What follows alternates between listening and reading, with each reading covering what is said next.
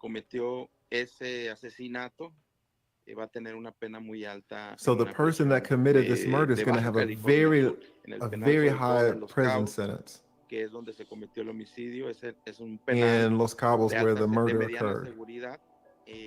She's going to be in a medium security prison that's called the San Jose del Cabo prison in the same city where the murder occurred. So it's not just the killing of a woman, but it's the killing of a woman with violence, and those two things together make it the femicide? Es correcto. Cuando hay una yes, that's correct. When there's extreme violence, then femicide applies.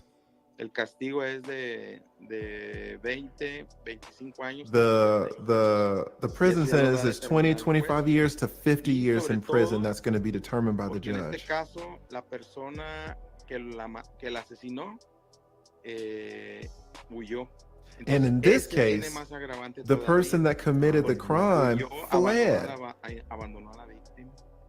and abandoned the victim. So those are other aggravating factors. Normal, por eso es que le están calificando como feminicidio, porque that's why they are classifying this as femicide, because it has so many aggravating factors. Extreme violence, abandoning the body, fleeing, and they recorded it. El tema de la privacidad. Which is the issue of privacy, invasion of privacy, which is another aggravating factor. Wow, okay. Yo, let me just stop it right here. We got a lot of stuff going on, guys. Listen, this woo, Deanne Quad, or whatever her fucking name is, she's in trouble. I'm assuming it's we don't know who's on the warrant, but let's assume it's her. Because in the warrant, it said that it's the person, the aggressor, right? And so what they're saying is, look, if you just commit a regular murder, then it's a murder. All right, about 12 years here or there. But if it's against a woman, then that can be an aggravating factor. And if that murder is committed against a woman with extreme violence, now we're talking about femicide, right? These two things are in aggravation of the murder. You get an enhanced sentence. And then on top of these other two things, you fled the country, which is another aggravating factor. And then on top of that, you abandoned the body, which is another aggravating factor. And then on top of that, it was recorded, which is an invasion of privacy, which is another aggravated factor. Oh, come on, man. Man, Oh my God. you know what the hell Mexico is gonna do to these people. I mean, they stacking up the aggravations. All of these aggravated circumstances, they're stacking them up. And they're black. Come on. Come on. We're gonna get back into it. Let me shout out a few of you guys. Shout out to Bill Reed holding it down. Bill Reed, y'all know Bill Reed. He's one of the senior members of the group. Shout out to Bill Reed. I'm gonna get back in it, but let me show y'all some love in the chat too. Shout out to MC Recovery and Wellness Relapse Network. Says vacation with. This is what I was talking about for a second. All right, let's back up. Again, guys. This is fucked up. Again, guys, we are watching a very explosive and exclusive interview with the investigative reporter in Mexico who's been investigating this case, and we're talking explosive details. So we are just listening in here. Be aware at 8 o'clock in about 30 minutes from now, we will be interviewing Gerald Jackson from the NC Beat, the North Carolina Beat, who is currently the spokesman for the Robinson family. He will be here on the show tonight. So we are looking forward to that. But let's continue listening in on these details, because here in just a moment, they are going to talk about this second tape. When that broke, the police hit him up and they were like, oh, okay. You could talk about the 73-year-old, but you can't talk about Shanquella. He was like, who is Shanquella? They were like, here's a little bit of information. Go do your little research. So he starts doing the research. He gets online, he finds Shanquella's page, and what he does is he starts at one point and then he spreads out. So he gets to her page and then he starts looking at her family members' pages, and then her friends' pages, and then her friends' pages. And what he finds is that there's a video, the video that we know of the beating.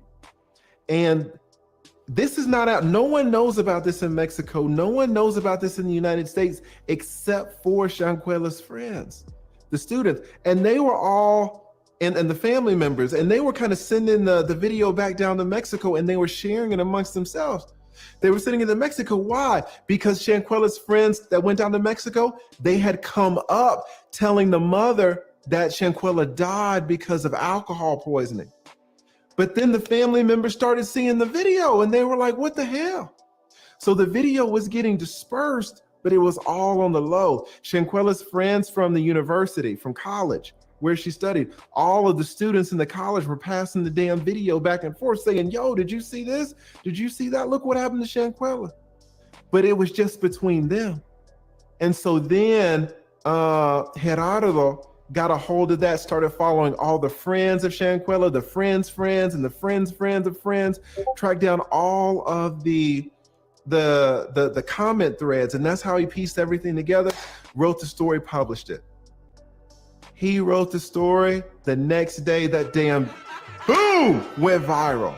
Everybody starts talking about it, right? The nation starts talking about it.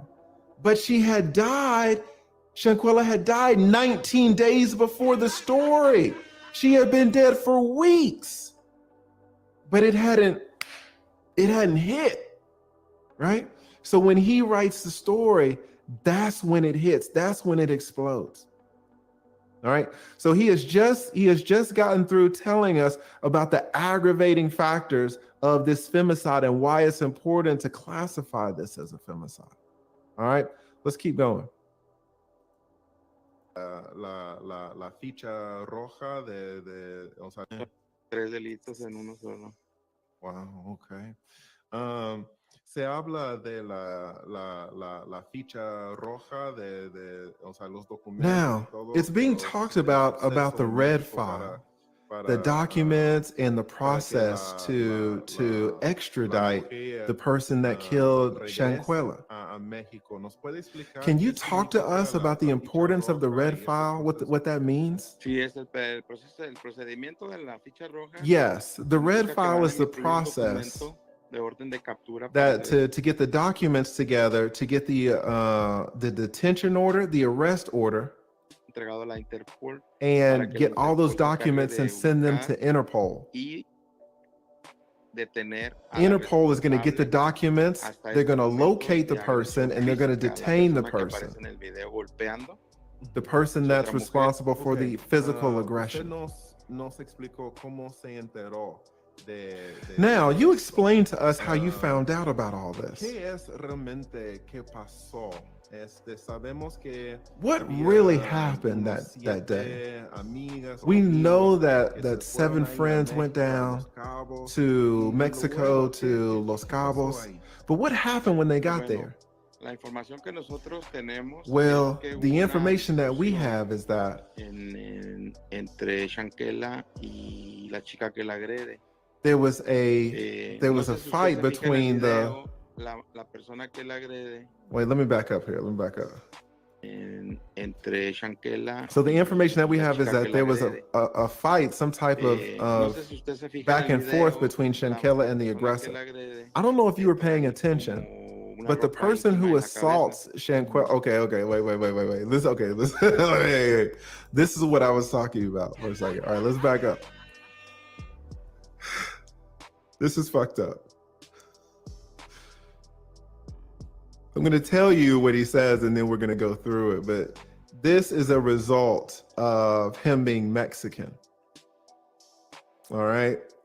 So because he's Mexican, he doesn't understand certain things about the United States, just like we do not understand certain things about Mexico. So he's like, listen, I don't know if you noticed in the video, but the woman that was attacking Shanquella, you know, from what I've talked about with the cops, and we're trying to piece it together, we're trying to speculate. And we think it was due to a fight. Because if you notice, the woman that attacked Shanquella, she had some intimate underwear on her head. And so we're thinking, well, why would she be wearing intimate underwear on her head? We're thinking that she fell asleep and Shanquella put the intimate underwear on her head as a joke. And so when she woke up, she found the intimate underwear on her head. And I'm sitting there listening, and I'm like, he doesn't know. You mean everybody put in the damn chat if you know what he's talking about. That's exactly, he's talking about a bonnet. Mexicans have never seen a bonnet in their life. Es que no saben. Mexican women don't use bonnets. They just wake up and it's just, they're good to go. So he's like, that must have been, because you know how the white folks are. The white folks, you know, you'll be asleep and then they'll put their underwear in your mouth or some shit like that. Well, the black people must be the same way. And so he's saying from the police, they were trying to speculate, well, Dejanira,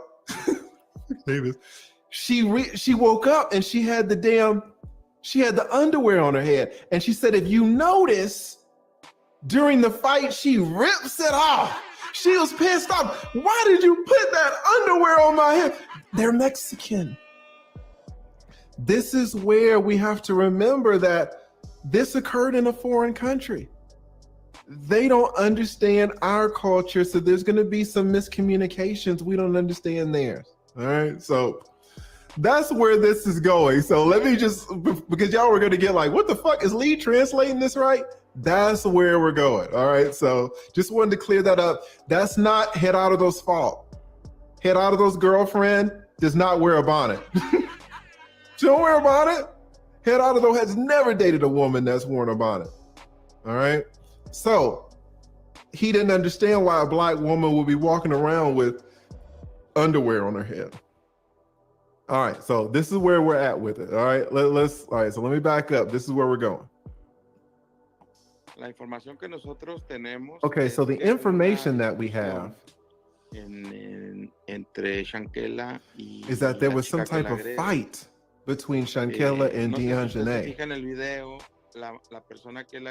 I don't know if you were paying attention, but the person who was attacking her was wearing some underwear on her head. Wait, I'm sorry, the damn banner. Shout out to my man, Don Vicente. I gotta take the banner off. Thank you so much, Don Vicente. All right. I don't know if you were paying attention, but the person that was attacking Shanquella is wearing underwear on her head. And so she starts to attack Shanquella, thinking that maybe it was some type of joke. Something like that. Did she put the underwear on her head? That's the information that we have right now. It's not confirmed, but